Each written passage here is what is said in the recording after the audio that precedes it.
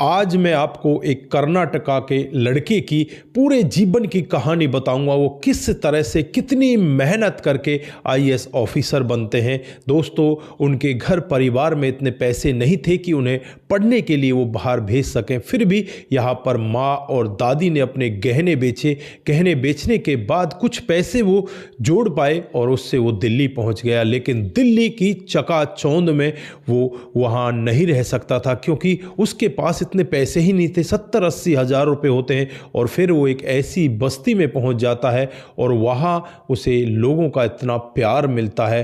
दोस्तों, उसका जीवन ही बदल जाता है। जब वो आईएएस ऑफिसर बन जाता है तो उसके बाद जो वो निर्णय लेता है उसे सुनकर हर कोई व्यक्ति दंग हो जाता है, सोचने के लिए मजबूर हो जाता है। दोस्तों, क्या थी पूरी कहानी? अगर आप लोग भी डिटेल से जानना चाहते हैं तो वीडियो को जरा सा भी स्किप ना करें, लास्ट तक वीडियो को जरूर देखिएगा। दोस्तों, आगे बढ़ने से पहले हमारी वही रिक्वेस्ट की जो हमारे चैनल के साथ नए हैं, कृपया करके चैनल को फॉलो कर लें, बेल आइकन को जरूर प्रेस करें। नमस्कार, जय हिंद। आप देख रहे हैं एपीएच न्यूज राहुल रावत के साथ। दोस्तों, आज की जो हकीकत की घटना आप लोगों को बताने जा रहा हूं, कर्नाटका की है और वहीं का एक बालाकोर एरिया है। और उसी बालाकोर के अंदर एक व्यक्ति रहा करते हैं जिनका नाम सूर्यनाथ होता है, जिनके 5 बच्चे होते हैं, जिसमें 3 बेटियां 2 बेटे होते हैं। जो बड़े वाला बेटा होता है उसका नाम नवनीत कुमार होता है। दोस्तों, साल 2016 का वाक्य होता है जब नवनीत कुमार यहाँ पर ग्रेजुएशन अच्छे अंकों से पास कर लेते हैं। उसके बाद वो अपने पिताजी से कहने लगते हैं कि मुझे यूपीएससी की तैयारी के लिए दिल्ली जाना है। पिताजी उससे मना कर देते हैं कि तुम्हारे छोटे बहन भाइयों की भी पढ़ाई चल रही है, अब तुम दिल्ली जाओगे तो इनके खर्चे को कैसे उठाएंगे, हमारे पास इतने पैसे नहीं हैं। लेकिन माँ और दादी यहाँ पर अपने कुछ गहनों को बेचती हैं और उससे लगभग 70 से 80 हज़ार रुपये इकट्ठा हो जाते हैं। इधर जो इससे छोटी वाली बहन होती है वो भी ग्रेजुएशन की फर्स्ट ईयर में होती है, वो भी अपनी पढ़ाई छोड़ देती है कि भाई को उसे आगे बढ़ते हुए देखना था। दोस्तों, फिर यहाँ पर होता भी कुछ ऐसा ही है। साल 2016 में ही ये लड़का सीधे दिल्ली के मुखर्जी नगर में पहुंच जाता है और मुखर्जी नगर में पहुंचने के बाद इसे पता चलता है कि यहाँ तो 4000 से कम तो कोई कमरा है ही नहीं। इससे ऊपर तो कमरे का किराया है लेकिन कम नहीं है। अगर ये 4000 यहाँ पर कमरे का किराया दे तो ये खाएगा क्या, रहेगा क्या? इसके पास तो 80 हज़ार रुपये टोटल है और 80 हज़ार रुपये में से 2 साल निकालने हैं। अब ये वहीं पर सोचने लगता है। सोचते सोचते वहाँ से पैदल चलने लगता है। पैदल चलते चलते एक तोमारपुर एरिया पड़ता है, वहीं पर पहुंच जाता है और वहां पर एक घर में जाने के बाद इसे एक कमरा मिल जाता है और कमरे को इसे 700 रुपये महीने में दे दिया जाता है। दोस्तों, उस कमरे में यहाँ पर कई लोग रहा करते हैं। उसमें एक महिला होती है और महिला की 2 बेटियां होती हैं। एक का नाम वंशिका होता है जिसकी उम्र 21 साल और एक बेटी जिसकी उम्र 16 साल और एक बेटा होता है जिसकी उम्र 12 साल। जो यहाँ पर इनका पति होता है, यानी कि शारदा जो औरत होती है उसका पति होता है, वो यहाँ से लगभग कुछ दिन पहले ही इन्हें छोड़कर चला जाता है और जो घर होता है वो भी विवादित होता है। दोस्तों, अब यहाँ पर ये लड़का रहने तो लगता है, लेकिन जैसे ही तीसरा दिन आता है, तीसरे दिन ये देखता है कि बाहर झगड़ा हो रहा है और झगड़ा करने वाले इनके अड़ोसी पड़ोसी हैं। इधर जो शारदा है और वंशिका है उन लोगों से लड़ रही होती है। लड़का भी बाहर जाता है और उनसे कहता है कि तुम लोग क्यों लड़ रहे हो? तो वो लोग यही कहते, तू कौन है और तू यहाँ आया कैसे? फिर ये लड़का कहने लगता है कि मैं तो किराएदार हूँ, मुझे तो कुछ पता ही नहीं, मैं तो यहाँ पर किराए पर रह रहा हूँ। 700 रुपये महीने में मैंने ये कमरा किराए पर लिया है। उसे धमकी दी जाती है और उससे यही कहा जाता है कि तुम यहाँ से भाग जाओ, नहीं तो तुम्हें यहाँ से धक्के मारकर भगा दिया जाएगा। अब ये लड़का चिंता में बैठ जाता है और शारदा जी से पूछने लगता है कि ये मामला क्या है, ये लोग आपको यहाँ से इस तरह से क्यों प्रताड़ित कर रहे हैं? तो शारदा यहाँ पर पूरा मामला बताती है कि मेरे ससुर के ये भाई वगैरह हैं और लगभग 90% ज़मीन पर इनका हिस्सा है, लेकिन ये 45 गज का हमारा घर है, इसके ऊपर भी इनकी नज़र है। ये लोग चाहते हैं कि ये 45 गज के घर में इनको हिस्सा मिले, लेकिन अगर हम 45 गज के घर में हिस्सा देंगे तो जो 90% ज़मीन है उसमें भी तो हमें हिस्सा चाहिए। ये लोग हमें हिस्सा देते नहीं और हम भी इन्हें हिस्सा देंगे नहीं, चाहे हमारी जान चली जाए, हम इस घर को छोड़कर जाएंगे नहीं। दोस्तों, दोस्तों यहाँ पर इनकी ऐसी बातों को सुनकर ये लड़का भी एक बार के लिए भावुक होता है। यार तेरी पढ़ाई कैसे होगी, तू कैसे काम करेगा। फिर ये लोग इसे सांत्वना देते हैं, तुझे टेंशन लेने की ज़रूरत नहीं है, तू यहीं पर आराम से रहे।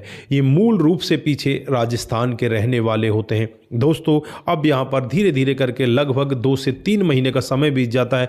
3 महीने के बाद एक दिन फिर यही लोग वापस यहीं पर आते हैं और यहाँ आकर इस लड़के के जो सिलेंडर वगैरह होते हैं उन्हें यहाँ से खींच कर ले जाते हैं। अब ये लड़का बहुत ज़्यादा मायूस हो जाता है कि दूसरी जगह जा भी नहीं सकता और यहाँ अब ये ढंग से रह भी नहीं सकता, ये करे तो क्या करे। फिर ये सोचता रहता, अपने कमरे में बैठा होता है।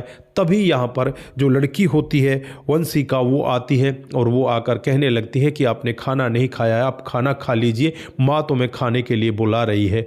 ये लड़का कहता है कि मैंने 2 केले खा लिए, वो मेरे पास रखे थे, मुझे खाने की ज़रूरत नहीं है, कल देखा जाएगा। लेकिन यहाँ पर ये लड़की इसका हाथ पकड़कर नीचे ले जाती है और सभी लोगों के साथ बैठाकर इसे खाना खिलाती है। लेकिन यहाँ पर जो माँ होती है शारदा, वो रो रही होती है, उसकी आंखों में आंसू होते हैं। दोस्तों ये लड़का भी कुछ नहीं कह पाता और फिर यहाँ पर ये लड़का अपनी पढ़ाई को आगे बढ़ाने लगता है। धीरे धीरे समय बीतता है। समय के हिसाब से लगभग इसे 20 दिन वो घर वाले ही खाना खिला दिया करते। 10 दिन ही ये इधर उधर खाना खाया करता या खुद बना लिया करता। यहाँ पर 20 दिन तक इसे ऐसे ही आराम से खाना दिया जाता। दोस्तों अब इसका टेस्ट का समय आ जाता है, प्री एग्ज़ाम होता है और जब ये प्री एग्ज़ाम को देता है तो ये जब उसका रिजल्ट आता है तो दहाड़े मार मार कर रोने लगता है। दोस्तों इसकी सारी उम्मीदें, सारी आशाएं टूट जाती हैं। अब ये करे तो क्या करे, ये कुछ नहीं कर पाता। अब इधर शारदा और वंशिका को जब इस सब के बारे में पता चलता है, शारदा वंशिका इसके पास जाती हैं और इससे कहने लगती हैं तुम रो क्यों रहे हो, दोबारा से इस काम की तैयारी करो। दोस्तों ये लड़का कुछ नहीं कहता, चुपचाप बैठ जाता है और उसके बाद एक दिन ये अपने सामान को पैक करने लगता है। वंशिका इसके पास जाती है और इससे कहने लगती है तुम क्या कर रहे हो। तो ये लड़का कहता है कि मैं बस अब अपने घर जाना चाहता हूँ, मेरे पास इतने पैसे नहीं है, मैं अब यहाँ नहीं रह सकता क्योंकि उनके पास भी इतने पैसे नहीं है जिससे कि वो मेरी आगे पढ़ाई करवा सकें। दोस्तों यहाँ पर वंशिका की आंखों में भी आंसू होते हैं। जो शारदा माँ होती है वो भी यहाँ पर अपनी आंखों में आंसू भर लाती है और इस लड़के से कहने लगती है कि बेटा हम ज़्यादा तो कुछ नहीं कर सकते, बस यहाँ पर ये समझ ले तेरे खाने का इंतजाम हो जाएगा, तुझे रहने का कोई पैसा नहीं देना है और 2-3 हज़ार रुपये मैं तुम्हें और भी कमा कर दे दिया करूँगी। अब 2 घरों में काम करती हूँ, मैं 3 घरों में जाकर काम करने लगूंगी। इधर जो लड़की होती है वंशिका, वो कहने लगती है कि मैं भी तुम्हारे लिए नौकरी कर लूँगी, नौकरी करके मैं तुम्हें यहाँ पर पैसे दे दिया करूँगी, तुम पढ़ाई को मत छोड़ो, तुम यहाँ पर पढ़ाई कर लो। दोस्तों यहाँ पर इस लड़के के ऊपर इतना ज़्यादा दबाव बनाया जाता है। उसके बाद ये लड़का अपने गाँव, अपने घर जाता है और घर अपने माता पिता से कहने लगता है कि मैं वापस दिल्ली जाना चाहता हूँ। पिताजी उससे कहते हैं कि बेटा अब तू दिल्ली जाकर क्या करेगा, अब तो तेरा वहाँ कोई काम ही नहीं है, तू फेल हो गया और हमारे पास अब इतने पैसे नहीं है कि दोबारा तुम्हें हम पढ़ा सकें। तो यहाँ पर वो लड़का यही कहता है कि पिताजी आपको कोई जोर ज़बरदस्ती नहीं है, आपके पास पैसे हैं तो दे दो, नहीं है तो आप मना कर दो, मेरे वहाँ पर कुछ दोस्त हैं उनसे मेरी बातचीत हो चुकी है, वो मेरे पैसे लगा लेंगे। अब यहाँ पर पिता भी कहते हैं कि ठीक है। फिर ये लोग कुछ कर्जा पानी लेकर थोड़ा बहुत पैसा इसको दे देते हैं और ये लड़का सीधे वापस दिल्ली उसी घर में आ जाता है। वहाँ पर ये अब अपनी पढ़ाई करने लगता है। धीरे धीरे समय बीतने लगता है। समय के हिसाब से ही ये लड़का दिन दूनी रात चौगुनी पढ़ाई करने लगता है। इधर जो लड़की होती है वंशिका, वो एक नौकरी में लग जाती है और फिर यहाँ पर इस लड़के के पास एक दिन वो फ़ोन कर रही थी, क्योंकि हर दिन वो उसको फ़ोन किया करती थी कि तुम्हारे लिए आज लेकर के आना, क्या तुम खाओगे। वो लड़की इसका बहुत ज़्यादा ध्यान रखती है। आज इसका फ़ोन मिल ही नहीं रहा था। फिर लड़की जब घर आती है तो इससे कहने लगती है कि तुम्हारा फ़ोन आज मिल क्यों नहीं रहा था। दोस्तों ये बताना नहीं चाहता था कि इसका फ़ोन टूट चुका है। अब वंशिका को पता चलता है कि इसका तो फ़ोन ही ख़राब हो चुका है, वो तो टूट चुका है और उसी फ़ोन से ये ऑनलाइन पढ़ाई किया करता।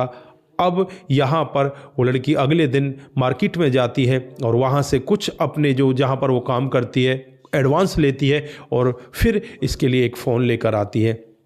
दोस्तों इस लड़के को फ़ोन दे दिया जाता है। लड़का बहुत ज़्यादा खुश होता है और फिर यहाँ पर दिक्कत ऐसी बस्तियों में लाइट की होती है, बार बार लाइट कटने लगती है।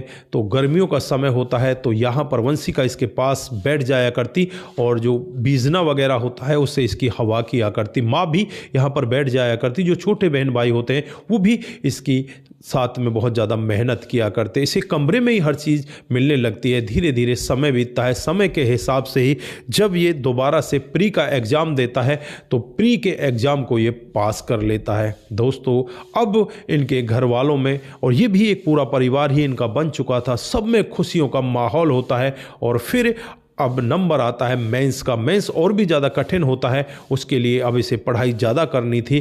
तो यहाँ पर जो ये लड़की होती है इसके लिए एक लैपटॉप ले आती है और यहाँ घर में एक इन्वर्टर लगवा देती। किस्तों पे ये सारा काम लड़की करती रहती। धीरे धीरे समय बीतता रहता है। समय के हिसाब से ही ये मेंस को भी क्लियर कर लेता है। दोस्तों, अब यहाँ पर ये लड़का कहने लगता है कि जो मेरा इंटरव्यू है उसके लिए मुझे मुखर्जी नगर जाना होगा और मैं अब मुखर्जी नगर जाऊँगा तो मेरे पास पैसे नहीं है। यहाँ पर ये लड़की इससे कहती है कि तुम्हें टेंशन लेने की ज़रूरत नहीं है, तो मुखर्जी नगर जाओ और वहाँ पर अपनी पढ़ाई करो। लड़की यहाँ पर बहुत ज़्यादा मेहनत करती, माँ बहुत ज़्यादा मेहनत करती, और जब ये अपने घर वालों को बताता है तो घर वाले भी यहाँ पर बहुत ज़्यादा मेहनत करने लगते हैं और घर वाले इसके लिए कुछ पैसे इधर उधर से लेकर भिजवा देते हैं। दोस्तों, ये लड़का मुखर्जी नगर में रहकर वहाँ पर अपने इंटरव्यू की तैयारियाँ करने लगता है और एक दिन वो आ जाता है जब इसका इंटरव्यू होता है। ये इंटरव्यू देकर आता है और जब इंटरव्यू का रिजल्ट आता है तो ये लड़का बहुत ही तेज़ी के साथ रोने लगता है। दोस्तों, जो वंशिका होती है उसका छोटा भाई इसके पास ही होता है और वो यहाँ पर इसे रोता हुआ देखकर सीधा भागता हुआ अपनी माँ के और अपनी बहन के पास जाता है कि इस तरह से वो तो रो रहे हैं। दोस्तों, माँ और बहन भी दौड़ी दौड़ी उसके पास आती हैं और उसे रोता हुआ देखकर उसे पूछने लगती हैं कि हुआ क्या है, तुम किस तरह से परेशान हो। दोस्तों, ये माँ बेटी भी परेशान हो जाती हैं और जब वो लड़का इन्हें बताता है कि मैंने इंटरव्यू को पास कर लिया, मैं आईपीएस ऑफिसर बन चुका हूँ। दोस्तों, चारों तरफ खुशियों का माहौल होता है। माँ बेटी एक दूसरे के गले लिपट जाती हैं और ये लड़का भी उनके साथ इसी तरह से लिपट जाता है और सभी लोग यहाँ पर काफ़ी देर तो रोते हैं और काफ़ी देर रोने के बाद अब ये लड़का अपने घर वालों को फ़ोन करता है और उनसे कहता है कि पापा, मम्मी, मैंने ये टेस्ट क्लियर कर लिए हैं, सब कुछ मैंने पास कर लिया है और मैं अब आईपीएस ऑफिसर बन चुका हूँ। दोस्तों, गांव में चारों तरफ खुशियों का माहौल होता है कि गरीब घर का बेटा आज आईपीएस ऑफिसर बन चुका है। दोस्तों, अब यहाँ पर 2 दिन के बाद इन्हें वापस घर जाना था तो इन सभी लोगों को ये अपने साथ लेकर जाता है क्योंकि ये सभी लोग इसके परिवार का हिस्सा बन चुके थे। यहाँ पर शारदा जी, वंशिका, उनके छोटे बहन भाई सभी को ये अपने साथ ट्रेन में बैठाकर अपने घर ले जाता है और घर पहुँचने पर इसका भव्य स्वागत होता है। 1-2 दिन तो ये सभी लोग वहाँ पर रहते हैं लेकिन 1-2 दिन के बाद इन्हें वापस दिल्ली आना था क्योंकि दिल्ली में इनका घर था और उस घर पर तो पहले ही लोगों की नज़र जमी हुई थी। अगर ये लोग वहाँ नहीं रहते तो उस घर पर कब्जा कर लिया जाता। दोस्तों, जैसे ही ये लोग वहाँ से जाने लगते हैं, जो वंशिका होती है वो भी जाने लगती है। अब ये लड़का उस वंशिका की तरफ देखने लगता है और कहने लगता है, क्या वंशिका, तुम्हारा जाना जरूरी है, क्या तुम रुक नहीं सकती? तो यहाँ पर वंशिका कहती है कि मैं यहाँ क्या करूँगी, मुझे तो वहाँ पर जॉब भी करनी है, अपने घर परिवार को देखना है। तो ये लड़का कहने लगता है कि मैं अगर कहूँ कि तुम मेरे लिए रुक जाओ तो यहाँ पर वंशिका कहती है कि आप ऐसे कैसे कह रहे हो, आप किस लिए मुझे रोकना चाहते हो? दोस्तों, ये लड़का उस लड़की के हाथ को पकड़ता है और कहने लगता है कि आई लव यू, मैं तुमसे बहुत प्यार करता हूँ। वंशिका की आंखें नम होती हैं, वो भी कहने लगती है कि अगर तुम मुझसे प्यार करते थे तो पहले क्यों नहीं बताया? तो ये लड़का कहता है कि पहले भी मैं बता सकता था लेकिन पहले उस समय ठीक नहीं था, अब समय सही आ गया है और मुझे ये सब बता देना चाहिए था। दोस्तों, यहाँ पर खुशियों का माहौल होता है, चारों तरफ लोग बाग ताली बजाने लगते हैं और यहाँ पर इस लड़के का धन्यवाद करने लगते हैं क्योंकि यहाँ पर ये लड़का आज आईपीएस बन चुका था। बहुत ऐसे केस सुने होंगे जब नौकरी किसी व्यक्ति को या किसी लेडीज़ को मिल जाती है तो उसका गुरूर साथ में आसमान पर होता है, वो अपने पिछले सारे रिश्तों को भुला देना चाहता है, लेकिन यहाँ पर इस लड़के ने ऐसा नहीं किया। ये यही चाहता है कि मैं इसके साथ में शादी करूँ। दोस्तों, कुछ दिनों के बाद ये लड़का अपनी ट्रेनिंग पर चला जाता है और ट्रेनिंग से वापस जब आता है तो ये आईपीएस ऑफिसर बनकर आता है। फिर ये मामला साल 2022 में पहुंच जाता है। साल 2022 में ये लड़का और ये लड़की वंशिका दोनों की दोनों शादी कर लेते हैं। बड़ी ही धूमधाम से इनकी शादी होती है और शादी होने के बाद ये बड़े आराम से रह रहे हैं। दोस्तों फिलहाल यहाँ पर इस लड़के की जो पोस्टिंग है वो महाराष्ट्र में है। वो महाराष्ट्र में अपनी पत्नी के साथ और अपने एक बेटे के साथ बड़े आराम से रह रहा है। आज इनको एक बेटा भी है। जो इनका घर परिवार है वो बहुत ही ज़्यादा खुश है। इधर जो वंशिका के छोटे बहन भाई हैं उनको पढ़ाई का जुम्मा भी अब इसने उठा लिया है कि मैं ही इन सब की पढ़ाई कराऊंगा। जो माँ है वो भी आज खुश है और जो इस लड़के के माता पिता हैं वो भी सभी के सभी खुश हैं। सभी लोग बड़े आराम से रह रहे हैं। नवनीत कुमार का नाम चारों तरफ अब अखबारों में चर्चाओं में घूमने लगता सोशल मीडिया के जरिए कि नवनीत कुमार ने इतनी मेहनत की और आज वो आईपीएस ऑफिसर बन गया है। उसका जीवन बहुत बेहतर तरीके से चल रहा है। दोस्तों धन्यवाद के पात्र तो ये परिवार भी है जो शारदा जी हैं, उनकी जो बेटी है वंशिका और जो उनके छोटे बहन भाई हैं, क्योंकि इन्होंने भी इसको कभी भी अपने परिवार के हिस्से से अलग नहीं समझा। वो लोग यही समझते थे कि ये हमारे परिवार का हिस्सा है और ये इसी तरह से आगे बढ़ेगा। इतनी ज़्यादा मेहनत की, खुद ने मजदूरी की और इस लड़के को इस तरह से पढ़ाया लिखाया, इस तरह से आगे बढ़ाया। दोस्तों ये इंसानियत की बहुत बड़ी मिसाल है। इससे बड़ी मिसाल कोई इंसानियत की हो ही नहीं सकती। वरना आजकल कौन दिल्ली जैसे शहर में अपने घर में किसी को एंट्री देता है। तो दोस्तों ये रही आज की छोटी सी कहानी। आप लोगों को कैसी लगी? अगर आपको जरा सी भी प्रभावित करती है, जरा सी भी अच्छी लगती है तो दोस्तों के साथ ज़रूर साझा करके जाएं। दोस्तों आज के लिए बस इतना ही। फिर मिलते हैं किसी नए मोड के साथ। तब तक के लिए आप अपना ख्याल रखें, परिवार का ख्याल रखें, सतर्क रहें, सावधान रहें, रिश्तों की अहमियत को ज़रूर समझें। नमस्कार, जय हिंद, जय भारत।